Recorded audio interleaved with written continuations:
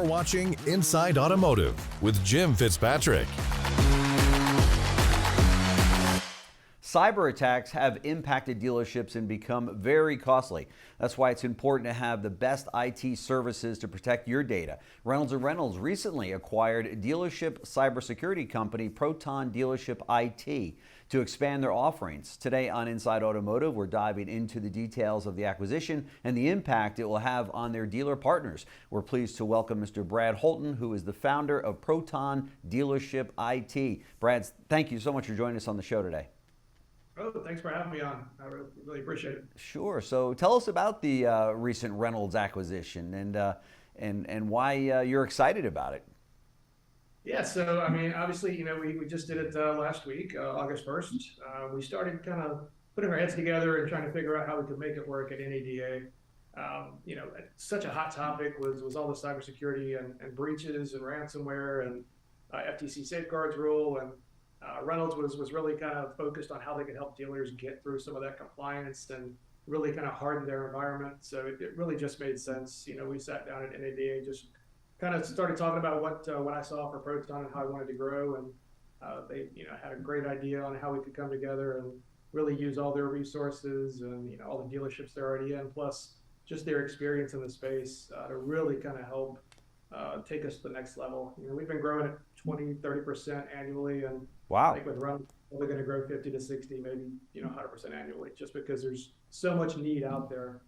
The only thing that slows our growth is how fast can we onboard clients. Wow, So that is fantastic. There's definitely a need for it out there. There's no question about it. I've spoken to dealers across the country who have actually been attacked, and it's not a pretty picture. And one, it's kind of one of those deals where they close the doors after the horses ran out of the barn, and it's too late by then, right? Where they're like, we got to make sure that we've got cybersecurity, and they typically find out they didn't have the right things in place. So let me ask you, why should dealerships be excited about the acquisition?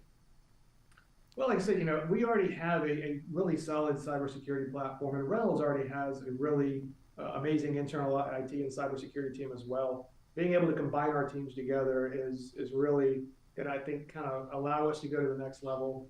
And we're building out a world-class security operations center in Dayton, Ohio. We're going to have some of the best guys in the industry, both on the dealership side and the software and data protection side, working together now. Sure. So it's really going to allow us to build out some new products and new services, and really 24/7 security like you've never seen before. So it's going to be a game changer in the automotive space. That is great. So why now? Why is this such a crucial time for dealerships to really start focusing on their IT and cybersecurity needs? Well, there's three things that are kind of driving our massive growth, and it's really comes down to the FTC. Of course, they came out with the safeguards rule amendment update back in October of last year that requires dealerships to now really focus on cybersecurity and to have a bunch of services and platforms in place. So we're seeing that driver as well. We're seeing cyber insurance premiums are up 100 to 300% year over year. Wow. A lot of the companies got into the cyber insurance space and didn't really understand their risk. And when you saw, the Colonial Pipeline incident, a couple of years ago, sure, and all these big attacks really exposed a risk that insurance companies had no idea they were covering. So now they're making up for it, and they're going 100, 300% increases. So if you don't have the services that we provide with Reynolds & Reynolds, all the cybersecurity stuff to lock your dealership down, you're either not going to get insurance, or if you do, it's going to be very heavily rated. Yeah, there's no question. The third thing that's kind of driving this as well is it's just all the ransomware. When dealers are going to 20 groups, when they're getting together in OEM meetings, it's always a topic of, so-and-so got hit with ransomware, so-and-so got shut down. Yep. So we're really just seeing a lot of awareness, I guess, finally. Yeah. Would you say it's safe to say it's not a question of if, but when you're going to get hit now, or? So it's kind of that, it's one of the worst secrets out there. Like I said, if you go to any 20 group, somebody's been hit. Right. Nobody wants to talk about it, but we get referred into dealers probably at least once a month for incident response, going in and cleaning it up afterwards or trying to get the bad guys out. And then we hear about it probably once a week. So it is constantly there. Wall Street Journal just mentioned dealerships a couple weeks ago as the #1 hacker target. Wow. It's definitely a matter of when, not if. Yeah, and this is, for consumers out there, it's just one more reason that, they have a problem with their dealer, or going into dealerships to buy cars. Go, oh, there's my data now, it's being breached, and we just don't need that in the industry, right? Yeah, I mean, your dealership is your legacy. It's got your name on it most of the time, and Yeah, it's a significant portion of your net worth as a dealer.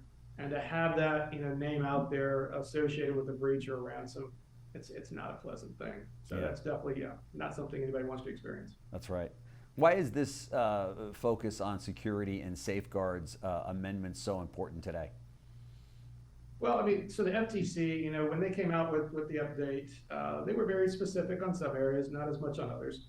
But there is a compliance deadline coming up in December 9th. Mm-hmm. And if you're not compliant, then you're literally not, in compliance with federal law. And I don't think any dealer wants to be on the other side of the FTC, especially with some of the actions we've seen from the FTC and obviously looking at what direction they're taking Sure. with their enforcement efforts. I don't think any dealer wants to take that risk of not following the FTC guidelines. So I think it's super important there. Plus, like I said, it really correlates almost exactly with cyber insurance requirements. So if you're doing the things you need to do to be compliant with the FTC, you're probably going to be in pretty good shape with your insurance company as well. And if you're not, then inversely, you're going to have a hard time getting insurance. Yeah, for sure. In fact, you mentioned that was my next topic here. We hear a lot about dealerships, talking about cyber insurance. Talk to me a little bit about that. Well, quite a few of the OEMs are now coming out and mandating cyber insurance. Toyota's got a policy out there, Genesis, and a few others now are starting to say, hey, you've got to have cyber insurance. And a couple of them are even actually establishing a mandated amount of cyber insurance. It might be a $5 million policy or a $3 million policy. If you don't have that, then you're not, in accordance with your OEM or compliance. So we're seeing, dealers really stepping up, saying, okay, I've got to get this $5 million policy. And a year ago, 2 years ago, your insurance policy application was real simple. It asked for your name, how much money you made, and your address, and can you afford to write a check? Yes. If you can do all those things, one pager, you're good. Now it's about a 7 to 8 page document. So it's asking all sorts of intimate details about how you're handling cybersecurity threats. Who's your IT team? Sure. Who's your cyber team? Do you have 24/7 monitoring? Do you have endpoint detection? All sorts of things. Right. And so as we're kind of seeing that develop, we're seeing insurers try to actually calculate their risk because they completely misunderstood what they were insuring previously. Yeah. And so they're kind of swinging the opposite direction now. And we're even expecting to see, based on some of the underwriter departments we're talking to, that we expect to start seeing insurers requiring audits, some sort of actual internal scan or some sort of internal assessment of the dealership infrastructure before they'll even write the policy. Yeah. So it's getting pretty severe on dealers when it comes to insurance. Sure. This is one of those areas too that the dealers they're schooled in how to sell cars and how to service cars, and cybersecurity not so much. And I can say that because I used to be a dealer. So it just wasn't one of those things that was at the top of your to-do list, and you kind of felt as though we've got to have a vendor that's focused on this, right? It's not something that I need to worry about. But all too often, that's actually not the case, right? I mean, obviously, you guys are be pushing that now among your clients and letting them know what you do. But that, I mean, I would think that that's going to be very welcomed by many of your dealer partners. That okay, we can rest assured that Reynolds and Reynolds is on this. Yeah. So what we're seeing and what we're finally convincing dealers of is that IT and cyber are not necessarily the same thing. They're sisters, they're cousins. Sure. But it's not the same thing. If you have an IT guy who's also your Right. parts, that's not cybersecurity. Right. That's a guy that fixes the printers and makes sure that the internet's working and replaces the PC when it dies. Yeah. He is tasked with keeping the engine running in automotive terms. Yeah. We're tasked from a cybersecurity standpoint with keeping the door shut. All right. So we're protecting the dealership from hackers, outside threats coming in. It's a totally different mindset, totally different skill set. It's a 24/7, absolute essential thing.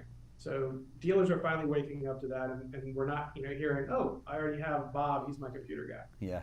They're understanding that this is a totally different That's right. concept that the dealership has to be addressing. That's right. And poor Bob's going to get blamed big time, maybe lose his job if in the event something does happen, when in reality we're expecting Bob to know way too much about a very sophisticated area, right?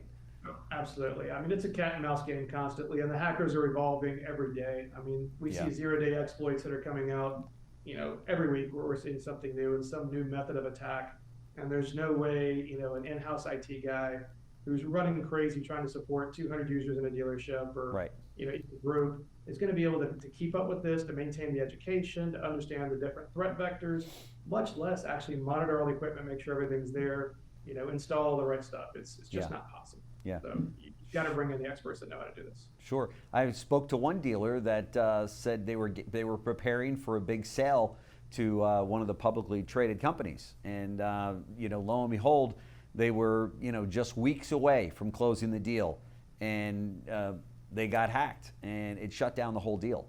And the buyer said, "Look, till you get that worked out, we're out. We're not." And it was in the contract. If something like this should happen, sure enough, it happened. And don't you know, it changed the terms of the deal. It gave them enough time, the buyers, to say, well, actually, we're going to take another look at this deal, now that we have the out or the option to do that. And the deal fell apart because of this situation where, they were hacked and they had this cybersecurity breach, and it ruined the deal. And they didn't lose money per se on the hack, but they lost money in not selling that dealer group, and it was a pretty big deal.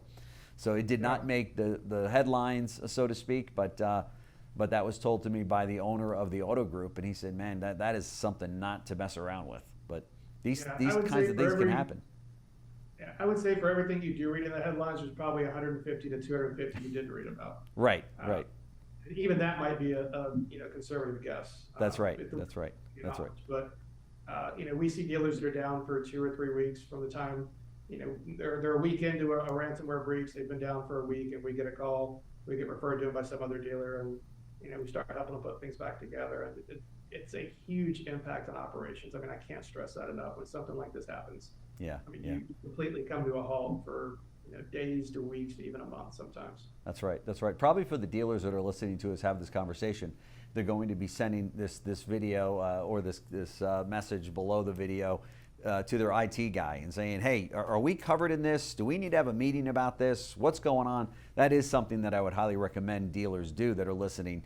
And this is usually in that C-suite, right, Brad? I mean, this is something that the dealer principal and or the general manager of that group, maybe the comptroller, what have you, sit in a room and decide what are we going to do here? What do we currently have? And maybe have a complete audit done of this of what their cybersecurity looks like, right? Sure, absolutely. One of the things I would suggest, to your example, we got a call a couple years ago from a guy who'd been in a 20 group. Came back and said, "Oh man, I heard this horror story." He asked his 3 in-house IT guys, "Are we good?" And they said, "Oh yeah, you're fine, no problem." And so just out of curiosity, he reached out and said, "Can I get an audit? Can you guys just take another look at this for me?" And I said, "Sure." And we sent him an email and said, "Just click on the link." It's like you would normally click on any link. And he did. And he gave us access to his system. And within 45 minutes, we had access to everything. Oh. We had every computer, every server. We had the passwords for the IT guys they used at every website they went to. Oh my gosh. The stuff we were able to show him in 45 minutes was just ridiculous. So to your point, get a third party to look at what you're doing. Absolutely. Talk to your accounting firm. A lot of accounting firms have a good, forensic accounting and IT, team that can come in and help. If not, maybe they've got some recommendation for you. But it never hurts. We even encourage our clients, get someone to take a look at what we're doing. That's right.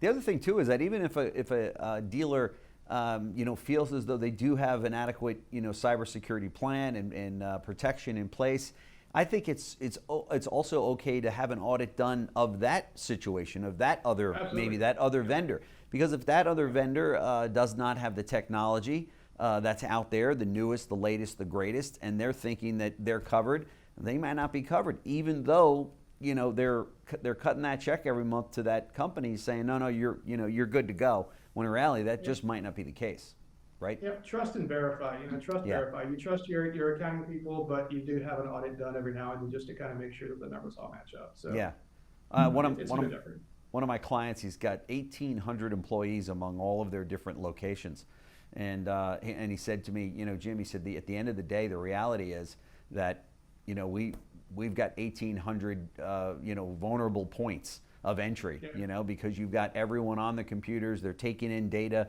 they're to your point earlier, they've got codes, they've got logons, they're doing all of these types of things. And then by the way, 10% of them are changing out every month, just because of the turnover in the industry. Well, what are they doing with those codes, and how quickly are we changing them and locking them out and everything else that goes along with that? So This is really something that dealers, that are listening to us today, this is something you need to pay attention to, folks. Don't mess around in this area. You do not want to get caught, at the wrong end of the field here. And this is definitely something moving into the second half of 2022 and beyond. You don't want your dealership to be attacked. And now Reynolds and Reynolds, with this new merger here, this is very exciting because obviously Reynolds and Reynolds enjoys just a great name out there among dealers, and they're not going to go with a program that they don't feel good about. So, and this is one that they stand behind. So, congratulations to you on that. Any final comments as we close out today's segment?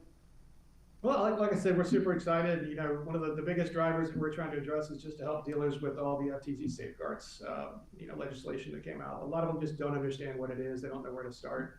And so, one of our biggest pushes right now is just getting education out there on what the FTC safeguards are, how to deal with them. It's Right. overwhelming, but it's really not that big a deal Yeah. when you actually know how to put the pieces in place. So, Sure. reach out if there's anything we can do to help, but definitely take it seriously and make some progress on Right. getting everything here and getting everything Right. compliant. For Reynolds and Reynolds dealers out there, is it as simple as just connecting with their rep and saying, "Hey, talk to me about this. I want to learn more"? Yeah. Okay. Yeah, for existing Reynolds dealers, Reynolds in one way or another probably touches 90% of the dealerships in the country. So, Yeah. reach out, ask questions. You can always go to Proton's website, protontex.com. Okay. We'll Find show ways the to get information on the information screen here. Yeah, even if you don't know with us, let's just find the information you need and take action and take it seriously. Don't be the next statistic. Right. Yeah, that's for sure. Well, Brad Holton, founder of Proton Dealership IT, now a Reynolds and Reynolds company. Thank you so much for joining us on today's show. I know that this is going to be very informative for our dealer viewers out there that will probably send me an email saying, thanks for the show, but more importantly, how do I get a hold of these people? So thanks so much, Brad. I really appreciate it. Hopefully we can do a follow-up with you in the future to see how things are moving along with the acquisition. Yep, absolutely. Thanks for the time. Great. Thank you. Thanks for watching Inside Automotive with Jim Fitzpatrick.